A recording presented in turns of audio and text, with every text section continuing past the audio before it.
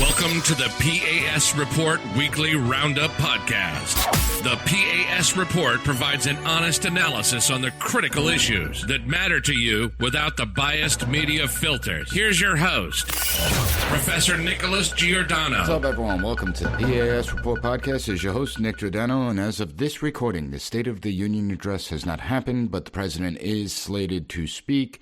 And I cannot stand these speeches. They are boring, they are dull, they go on for too long. I can't stand when the idiots stand up and clap for 10 minutes after every single sentence that's uttered. And it's not honest portrayal of what's really happening. It's not an honest portrayal of the State of the Union. And it's not me being partisan against President Biden. I hate all State of the Union addresses, whether they're given by Republicans or Democrats. You never hear a president come out there and be honest and be like, well, yeah, those policies we put in last year, those turned out to be a disaster. We need to rethink those. They never do that. They always say that their policies are amazing, that they're making progress and blah, blah, blah. And then they lay out some unrealistic agenda where they're not going to be able to get any of the stuff they say done. If they get one thing done, that would be like a lot. So it's a waste of time. I always say we should go back to the way it was, where a president would send a letter. The letter would be read before a joint session of Congress. There would no be pomp and circumstance, none of that. It would save us all a lot of time. But when the president speaks, you should listen, because the president, no matter how feeble-minded, is still the most powerful person in the entire world. If anything major develops during the State of the Union address, I'll drop a surprise bonus episode on Friday, but I doubt I'm going to have to do that. Now, I want to get to today's topic because last week, the New York Post published my campus reform op-ed, and I explained how colleges and universities throughout the country have made diversity, equity, inclusion, and social justice a degree requirement in every single degree program. Doesn't matter what the degree program is, every single degree program. And it certainly caused quite a stir, not for nothing.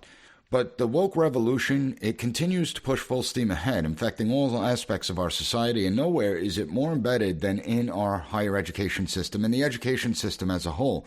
Interestingly enough, a majority of Americans are fed up with the woke movement, and I see it personally. I always have the haters out there. You're always going to get the haters. But I received a ton of positive responses to the op-ed and appearances, responses from parents and students, teachers, faculty, so many more. But if the majority of people are against these efforts, why do so many remain silent? No matter how you slice it, the implications of these efforts, the DEI social justice efforts, they do not lead us or the country into any good place, in any positive direction. Our K-12 system has been failing for decades. Higher education is a slow-motion train wreck through all self-inflicted wounds. And rather examine why the education system from kindergarten to college is failing, they continue to double down on their efforts. Students can hardly read and write. How's about we work on that?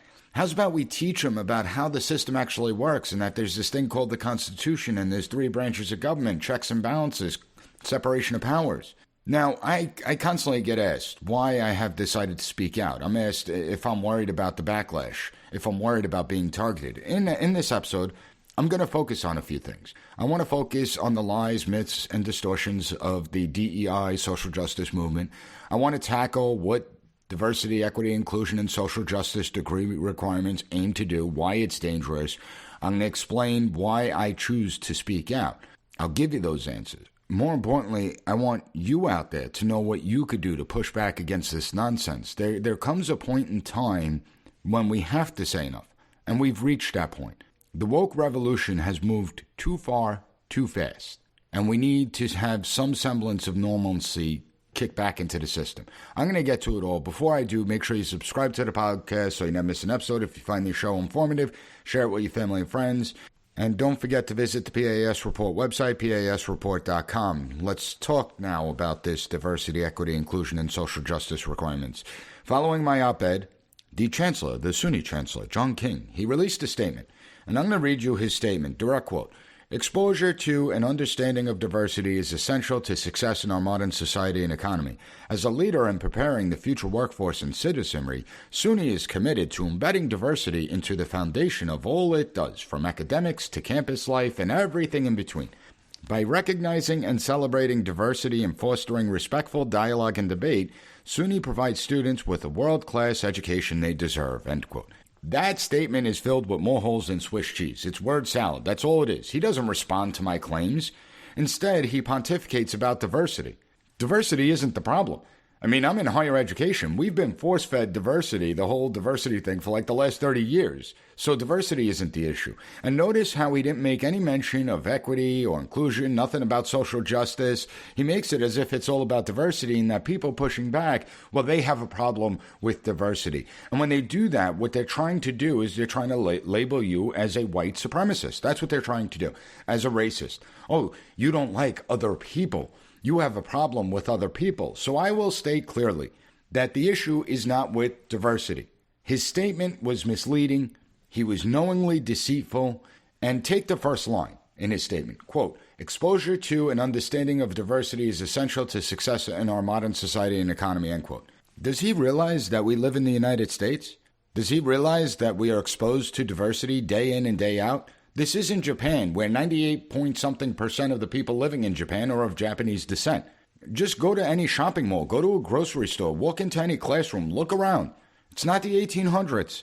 No matter where you go, we are surrounded by diversity, by people that are different. So spare me this idea about diversity. Diversity has been embedded in the system for decades. And while they want to divide us, remember, we are the only country on the planet that has all these different people from these different places who can come together and actually coexist well together. Despite what the media pushes out there, despite what this movement, the DEI social justice movement is pushing out there, we actually coexist well together. Does that mean that everything's perfect? No, not everything is perfect. Do we have work to do? Yes, we have work to do. However, I'm not going to sit here and pretend that this is 1920s America and Jim Crow and segregation are still in force. I'm not going to sit here and pretend that America as a whole is a racist place with racist people and racist institutions. I'm not going to do that. They want to divide us that way. I'm not going to do that. You want to see how people are treated in other countries? Go to a country like China, where 92% of China consists of Han Chinese people. And how do they treat that other 8%?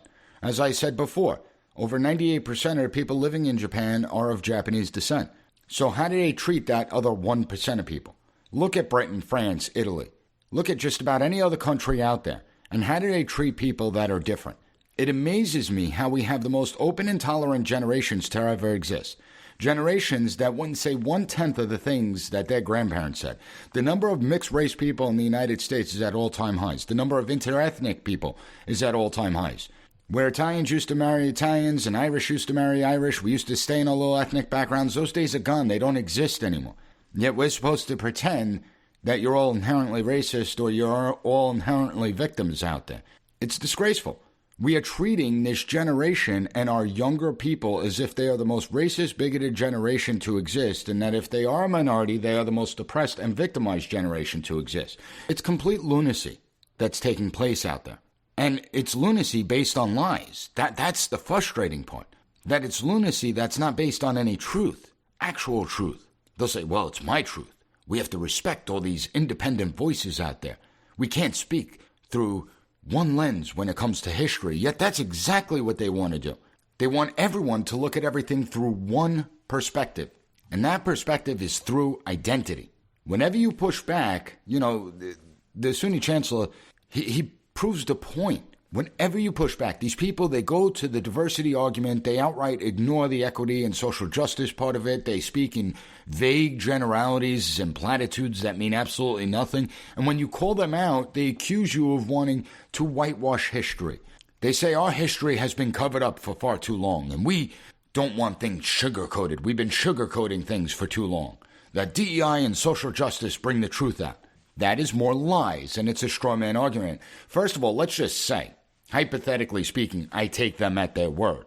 And let's just say the history that's being taught in the schools is being whitewashed. Who has controlled the education system and the curricula for the last 100 years? It certainly hasn't been staunch conservatives. It certainly hasn't been people that believe in the founding principles of the country. The left has controlled academia. So even if I take what they say as true, well, then they're the ones responsible for whitewashing our history. They're the ones responsible for sanitizing our history. But it's not true. It's a lie. Find me a student today. Find me a student today that's gone through the education system that never learned about slavery or segregation, Jim Crow, Native Americans, Japanese internment camps, or any other atrocity that we've committed over our 250-year history. Not for nothing, but K through 12 focuses more on America's sins than on teaching students how our system actually works.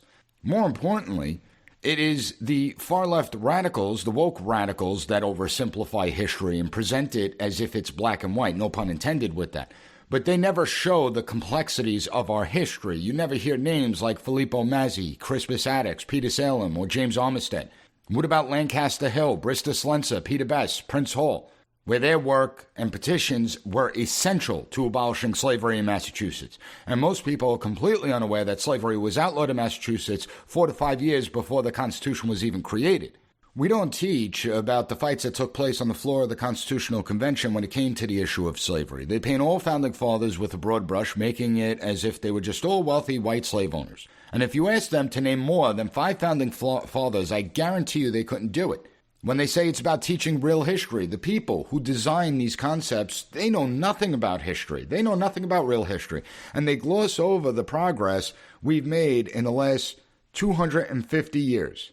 Remember, these are the same people that created the 1619 Project, which has been debunked by just about every scholar on both the left and right. Yet over 4,500 school districts have adopted parts of the 1619 Project. It's a farce, but it's a dangerous farce. Because what it's designed to do, it's designed to eliminate the American identity. If our country was founded for the sole purpose of slavery and racism, and all our institutions are irredeemably corrupted with systemic racism, then the system is beyond repair. You can't fix that system. The system must be destroyed and replaced with something else. That's the intent. That's why you include the social justice, because you want to create these social justice warriors, the army, that's going to replace this old, evil, and racist system. More lies and myths. Not for nothing, but if you come into my classroom, I teach about the bureaucracy. I teach how the bureaucracy was responsible for slavery, that the bureaucracy had these principles in place.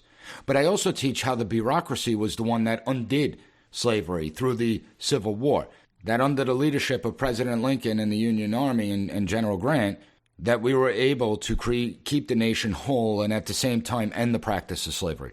I teach how the bureaucracy ended Jim Crow and segregation. I explain the Civil Rights Act. I talk about the Italian-American immigration experience to the United States and the horrors that occurred. And it wasn't just Italian-Americans, Irish-Americans, Chinese-Americans. I don't sanitize or sugarcoat anything. I teach people the totality of the American system, both the good and the bad. And I still say that we are the greatest nation on this planet. There's a reason that we have an immigration problem here in the United States. There's a reason that North Korea, Saudi Arabia, China, and a whole bunch of other countries don't have an immigration problem. They don't have this unending flow of migration into their countries. There's a reason that we are the final destination for most people on this planet. Now, I want to take a look at the other part of the Chancellor's statement, where he says, quote, by recognizing and celebrating our diversity and fostering respectful dialogue and debate. That, again, this is where it's my biggest criticism, because that is an out-and-out lie. It's not about fostering respectful dialogue or debate. Just look at diversity, equity, inclusion, and social justice requirements and the framework they built in to justify these requirements. All you have to do is look at these documents. These are all publicly available. These are people who believe they are the moral holy warriors sent to enlighten the feeble-minded, us, we the people. Debate and dissent aren't allowed. Understand that freedom of thought and the new diversity, equity, inclusion, and social justice requirements, they cannot coexist together. Diversity of thought is not allowed. According to SUNY's own documents that are publicly available, it's not hard to figure out. It's not me putting words in their mouth. It's not me taking things out of context. These are their requirements under the new General Education DEI SJ Knowledge and Skills area, and this is verbatim. Describe the historical and contemporary societal factors that shape the development of individual and group identity involving race, class, and gender. Analyze the role that complex networks of social structures and systems play in the creation and perpetuation of the dynamics of power, privilege, oppression, and opportunity. Apply the principles of rights, access, equity, and autonomous participation to past, current, and future social justice action. The Chancellor says that these new requirements foster respectful debate and dialogue. But given that these are the requirements, we need to know how SUNY defines DEI-SJ, right? That would be important. And again, according to SUNY's own public documents, quote, DEI-SJ knowledge and skills category must have significant course content and learning activities that explore race, class, and gender identity, as these three core identities provide a baseline framework for this outcome. These courses must explicitly address how institutional and societal structures lead to inequities across groups. End quote. Now look at that statement carefully. It's not saying that we are going to foster dialogue and discussion on whether the system, our institutions, our society are engaged in institutional racism. It's not asking to identify what institutions may be involved in creating inequities across groups. Is it all institutions? Is it some institutions? Is it a handful of institutions? Have these institutions changed over the last several decades to rid themselves of this systemic racism? No, instead, it's asking how the institutions and societal structures lead to inequities across groups. They are stating it as if it's an absolute, that it's happening, it's continuing to happen, it's not changing, and it's not just one course that people are going to have to take. That's what people think out there. It's not just one course. The SUNY document explains how DEI-SJ will be foundational of the entire academic career at SUNY. Quote, again verbatim, while DEI-SJ content will exist across many courses and programs, most campuses will need to make significant changes to existing curriculum to have courses that fulfill the DEI-SJ learning outcomes. When creating plans where individual DEI-SJ learning outcomes are distributed among multiple courses within a program, so it's multiple courses within one program, each of the student learning outcomes must be met for the category to be met. Further, plans should demonstrate how each learning outcome is foundational to the specific course or courses in which it's included. SUNY's own website talks about the need to embed racial equity into curriculums. That's their words. This isn't my words. They talk about changing other world civilizations because using the phrase other world civilizations is based on whiteness. Again, that's their words, not mine. And then let's look at social justice. Since the components of social justice now need to be incorporated, how do they actually define social justice? And again, let's look at some of the ideas of how they will define social justice, how they're going to assess the social justice requirement. Quote, social justice assessment considers factors such as race, culture, language proficiency, socioeconomic status, and the ability while working to dismantle systems of power, bias, and oppression in the evaluation of student learning, end quote. And when you begin to examine their interpretation of social justice, you see the same buzzwords that you see. Oppression, equity, intersectionalism, race, gender, whiteness, the list goes on and on. I highly doubt that they are going to consider sane and rational immigration policy as a form of social justice, or the principles of limited government as a form of social justice, or concepts like fiscal responsibility as a form of social justice. So what happens when a student presents an alternative point of view? Is there going to be respectful debate or dialogue? Or is that student going to be attacked by the mob? Is that student going to be punished by a lower grade or thrown out of class? I'd like answers to these questions. Because when you dig into the document, it's not about the American identity. Again, this is where I am concerned. It's not about the American identity. Instead, they're pushing this idea of global citizenry. And the only thing that all these documents highlight is the fact that the new requirements show diversity of thought. It's not welcome on college campuses anymore. It's not welcome in the classroom anymore. We don't have diversity of thought. And if you think I'm exaggerating or kidding, just look at some of the job postings that are coming out. I saw this job posting for SUNY Farmingdale. They're seeking to hire an assistant professor of English or the humanities, and they don't even hide the fact of what they're looking for. They want people who will obey and comply, who will push the narrative, who will push the political agenda. If you look at the job posting, under the preferred qualifications, it states, quote, evidence of dedication to DEI-SJ principles in teaching, scholarship, or service, end quote. Now, thankfully, it's not a mandatory qualification, and I want to make that clear. It's not mandatory. However, it is a preferred qualification, and it does show the intent that all new hires are now going to be subjected to this DEI-SJ litmus test. Colleges like Seton Hall University are now requiring that everyone that sits on search committees for open positions must undergo DEI training before they start interviews. As I constantly say, it's not about education. It's not about real diversity, equity, inclusion, and social justice. It's about pushing a political agenda. And anyone that goes against this agenda will be targeted. The truth is that DEI-SJ, this push, it's toxic, and it's designed to silence debate. Oppose it, you're going to be labeled a racist. You're going to be deemed as toxic. The woke mob, they're going to come after you. You're going to be a casualty of the woke revolution. And so the question becomes that people are asking me is why I'm choosing to speak out against this. Now, I will tell you, after the break why I am choosing to speak out. We'll be right back.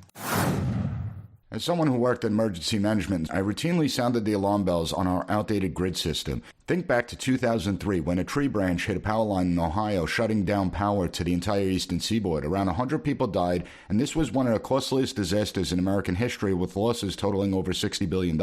Even the White House sees it. They're saying 2/3 of the grid are at least 25 years old, and they recently announced billions of dollars to update it. But we're talking about the government here. How long do you think that's going to take, if at all? When an incident happens, you have to rely on yourself. Be prepared for yourself and your family. With the Patriot Power Generator, you get a solar generator that doesn't install into your house because it's portable. You can take it with you, even use it inside. But it's powerful enough for your phones, medical devices, and even your fridge. Right now, you can go to 4patriots.com, use code P.A.S. to get 10% off your first purchase on anything in the store, including the Patriot Power Generator. You'll also get their famous guarantee for an entire year after your order, plus free shipping on orders over $97. A portion of every sale is donated to charities who support veterans and their families. Just go to 4patriots.com, use code PAS to get 10% off. That's 4patriots.com, use code PAS to get yours today.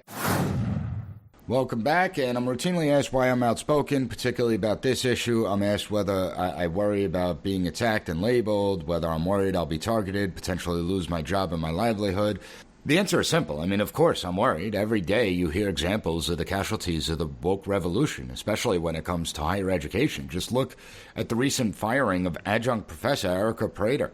She was fired by Hamline University because she dared to show a 14th century painting of Islam's Muhammad in her art history course. The same painting that's housed at the University of Edinburgh, and similar illustrations have been displayed at museums around the world. And she was fired, even though in her syllabus she warned students. Even though in her classroom she warned students on several occasions that she was going to show this painting. And she offered the students the opportunity that if they were going to get offended, they could leave the classroom. And they didn't take her up on it. She showed the painting, and they ended up firing her. Because Hamline University, they're pathetic. That's why. The administration doesn't have the backs of their teachers. They have no regard for education. And so they just bowed and capitulated to the mob. Take Brett Weinstein and his spouse. Both taught at Evergreen State College. They were both forced out of their positions. Why? Because Professor Weinstein objected to the college's day of absence, which called for white people to stay off campus. He wouldn't participate. Now, Professor Weinstein's not some hardcore conservative out there. You look at law professor Jason Kilborn. I mean, his case is one of the worst. He was suspended. I think he was suspended for a year. And he was required to attend diversity training by the University of Illinois. And the reason that he had to attend this training and he got suspended was because on an exam, a law exam, talking about, I think it was equal opportunity and illegal discrimination in the workplace, he had the audacity to use the N-word as an example and put asterisks by it to show what you're not supposed to be doing in the workplace. Now, he didn't spell out the N-word. He wrote N and then a bunch of asterisks followed. He was suspended for a year, and as part of his re-education, he had to undergo these seminars and trainings. The amazing part is that while he's in these seminars and trainings, they used the same thing. They did the same thing in one of their presentations. They used the N-word followed by a series of asterisks. So what he got suspended for a year for, he was taught to use it in the diversity training meeting. How amazing is that? The idiocy of these people, the idiocy of the entire movement, it's truly stunning. UC Irvine fired Professor Dr. Aaron Chiardi after refusing to comply with the school's vaccine mandate and actually challenging the policy. Well, there's diversity thought for you. Franco Zuzunga was fired from the University of Utah's student-run paper after submitting a pitch using the phrase, quote, identity politics.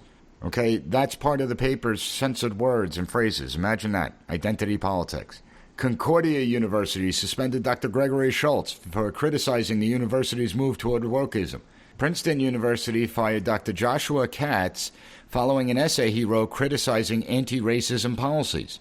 The University of North Texas fired Professor Nathaniel Hares after he made a joke about microaggressions. The University of Massachusetts fired Dean of Nursing Leslie Neal Boylan after she dared to write "Everyone's life matters" in an email. So yeah, I worry.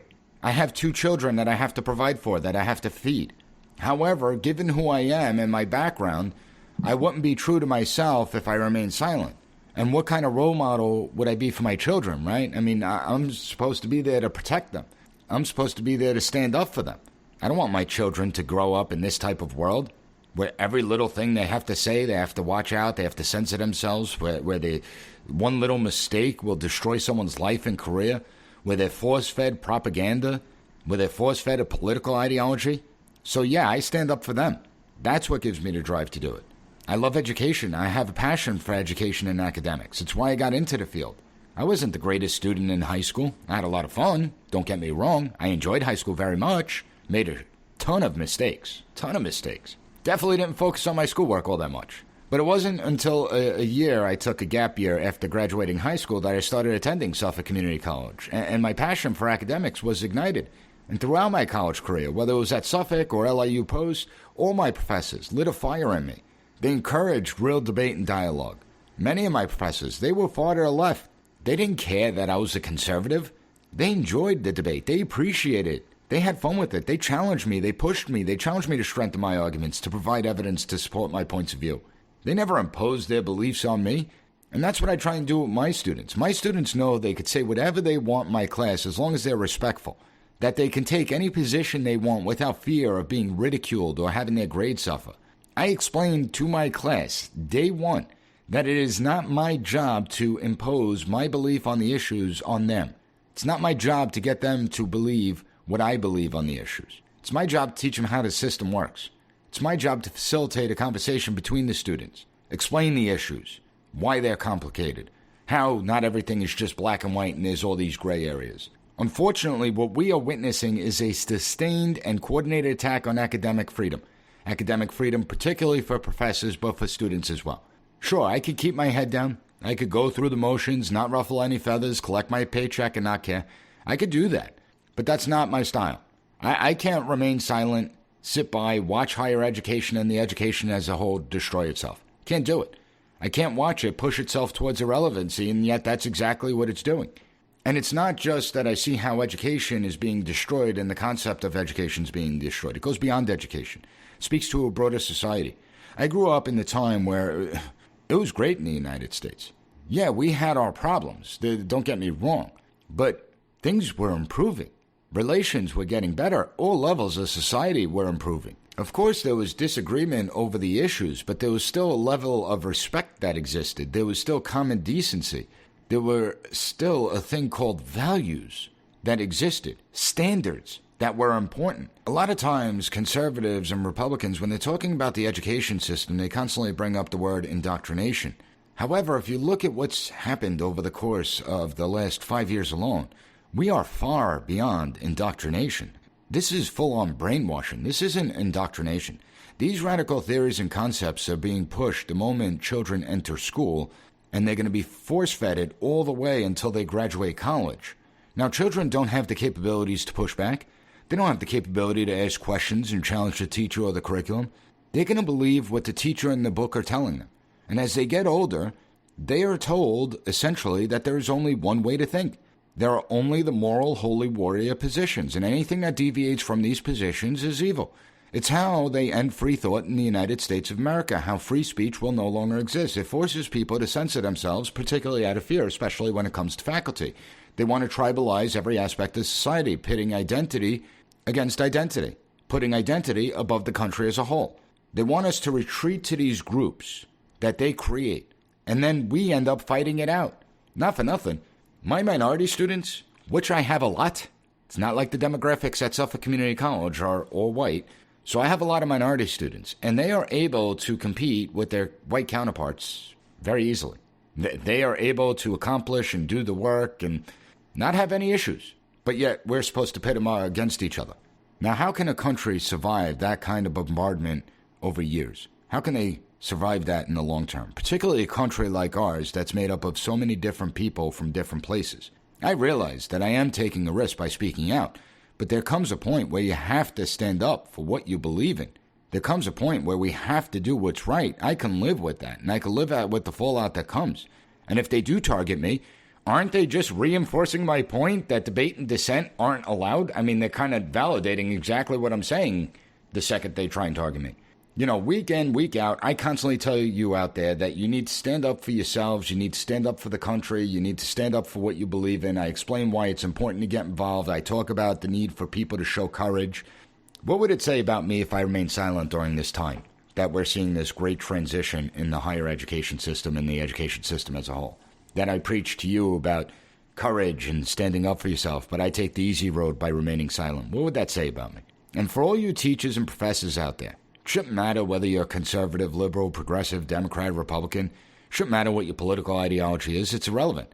Most of the examples that I provided of professors getting fired or punished or suspended, they were professors that identify to the left of the political spectrum, not to the right of the political spectrum. It's time for all you out there, and I'm talking to the faculty now, grab your cojones, speak out.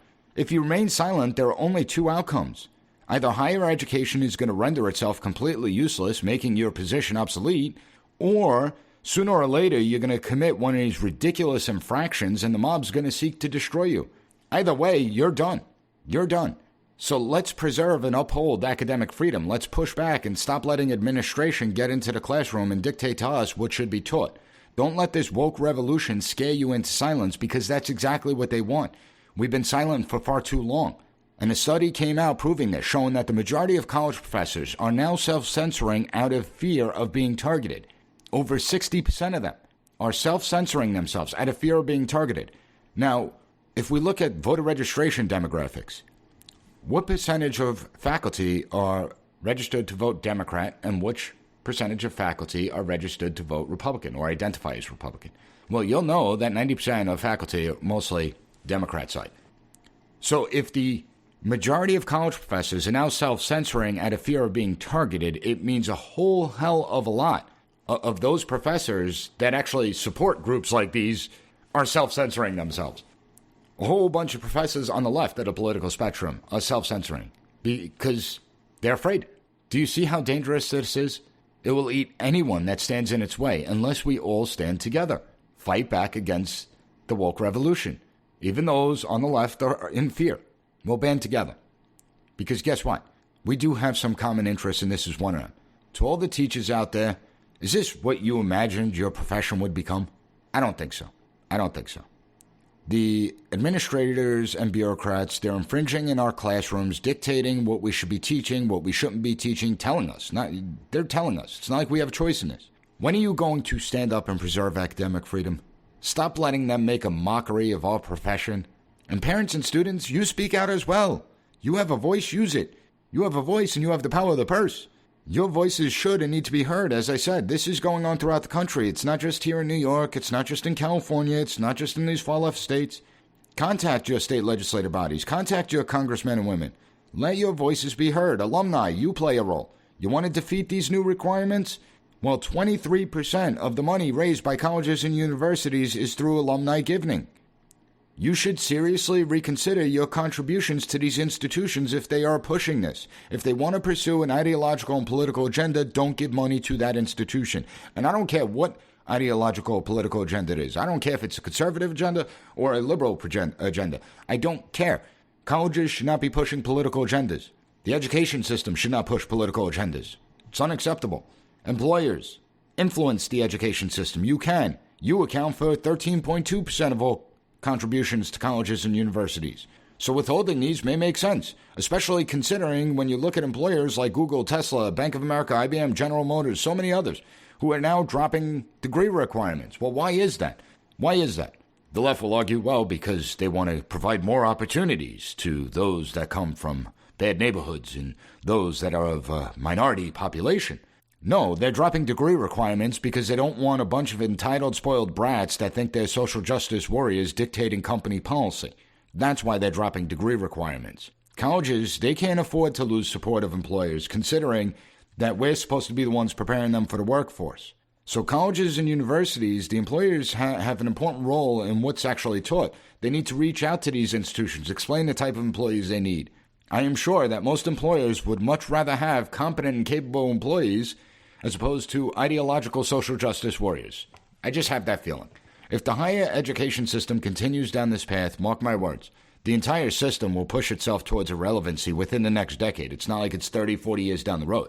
It will be within the next 10 years. And that's actually being generous. If you want to salvage it, then we need to stop the madness now. We need to stop this woke revolution in its tracks. Now, I hope you found the content of this episode informative. If you did, please leave the P.A.S. report a 5-star rating, write a review on Apple Podcasts or any other podcast platform that allows it. I am working on a great episode for Monday, so you're going to not want to miss it. Make sure you tune in. I got Cash Patel coming in, so I'm looking forward to that.